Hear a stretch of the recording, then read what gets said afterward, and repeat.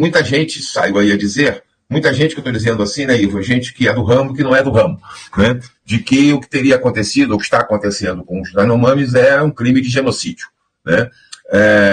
Nós sabemos que o crime de genocídio, ele, embora previsto na legislação brasileira, desde 1950 e pouco, né, ele é um crime difícil de ser tipificado, né, difícil, envolve uma série de complexidades do ponto de vista da sua caracterização, né, e o nosso poder judiciário, digamos assim, tem muito pouca experiência, né, muito pouca prática no que diz respeito ao crime, a prática do genocídio, ao crime de genocídio.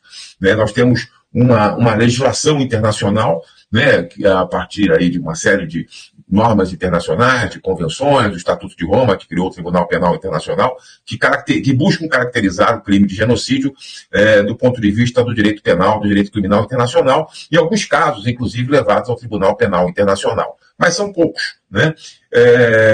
E a gente verificou, inclusive, nesses últimos dias, por depoimentos, manifestações de autoridades federais, que estão sendo abertas investigações para apurar o possível crime de genocídio. Né?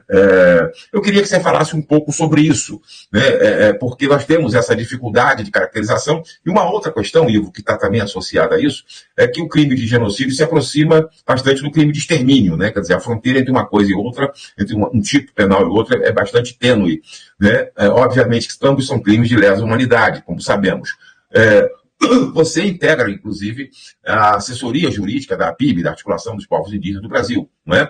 E, obviamente, que a APIB levou, inclusive, esse caso ao TPI, ao Tribunal Penal Internacional, se não me falha a memória, no ano passado, ou no ano retrasado, através de uma petição muito bem fundamentada, apontando essa prática para o governo Bolsonaro.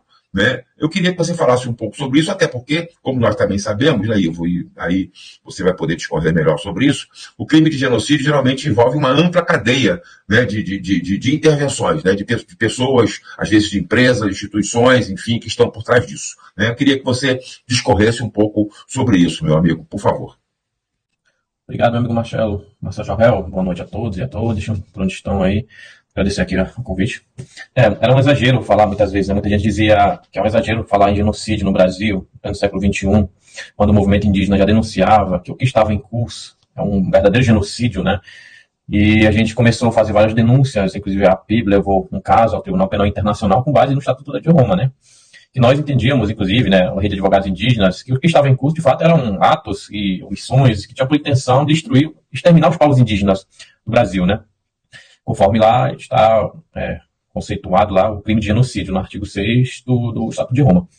Mas a gente não tinha muitos juristas, a imprensa não acolheu nosso clamor, né, naquele momento. Inclusive, a gente já tratava da situação do povo Yanomami, povo Kayapós, Munduruku e várias terras indígenas sendo invadidas e tudo mais.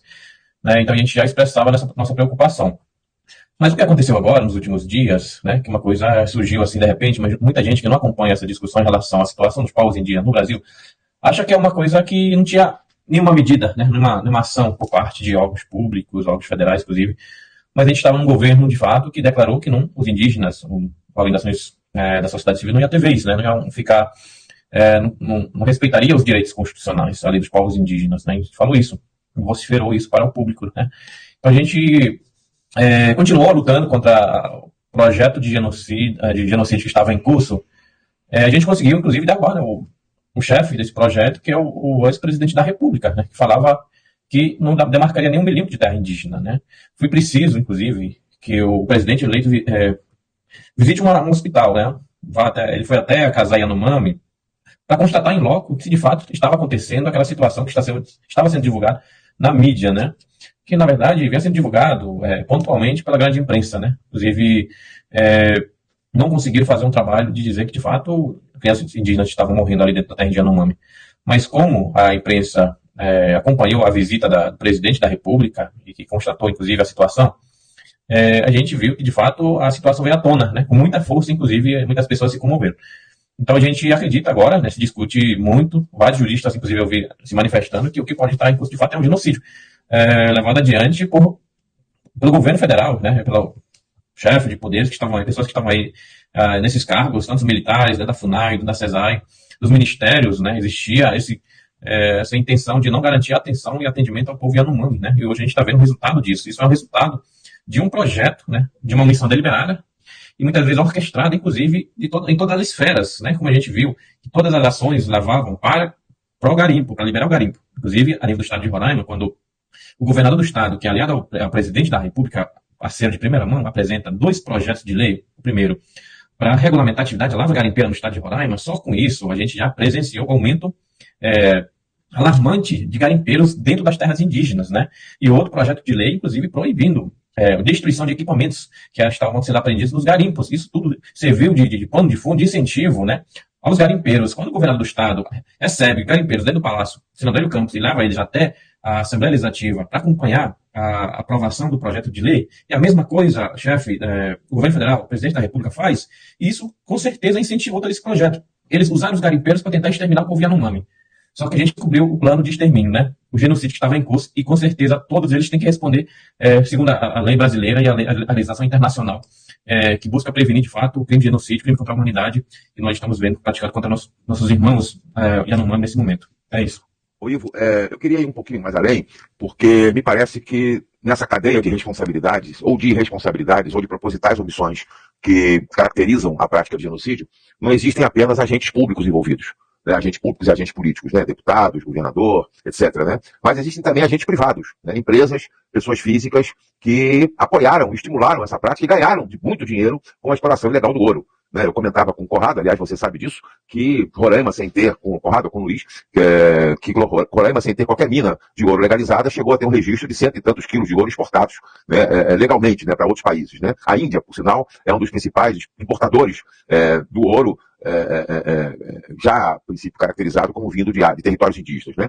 Então, você não acha que essas investigações também devem perseguir essas empresas, essas pessoas físicas? Porque, como eu estava dizendo no introito da nossa conversa, né, o crime de genocídio é um crime complexo, né, geralmente ele envolve inúmeros agentes. Né, então, se você não vai atrás da cadeia, de toda a cadeia responsável, ela se movimenta de um lado para o outro. Né, daqui a pouco ela não está mais no território Yanomami, mas está em outro território, como Munduruku ou outro qualquer, né? E aí exercendo as mesmas práticas ilegais. Inclusive, né, Ivo, nós sabemos que boa parte desse ouro foi exportado por empresas que têm sede em São Paulo, né? Quer dizer, um grande centro. Então, você não acha, assim, quer dizer, que os nossos companheiros, colegas, advogados indígenas, que certamente estarão acompanhando essas investigações, devem também prospectar no sentido de devassar, né, essa cadeia que envolve agentes privados também? Porque se você não elimina o comprador, você nunca vai chegar a terminar com a prática, né?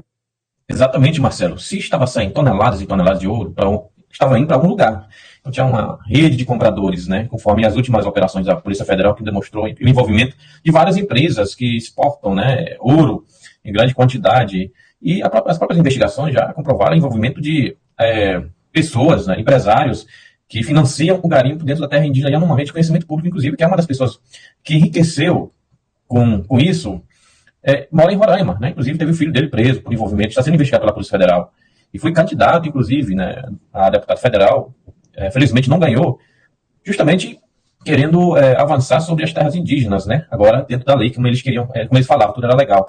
Mas, na verdade, tem muita gente por trás, né? Não só agentes públicos, mas também empresas privadas, né, que estavam financiando, e com certeza, a partir dessa investigação que vai tomar essa dimensão, vai procurar, de fato, identificar quem são os financiadores também do garimpo na terra indígena Yanomami, que causam morte, né, que assim continua causando mortes, e essa tragédia toda que a gente está vendo hoje, né? Ok, obrigado, Ivo.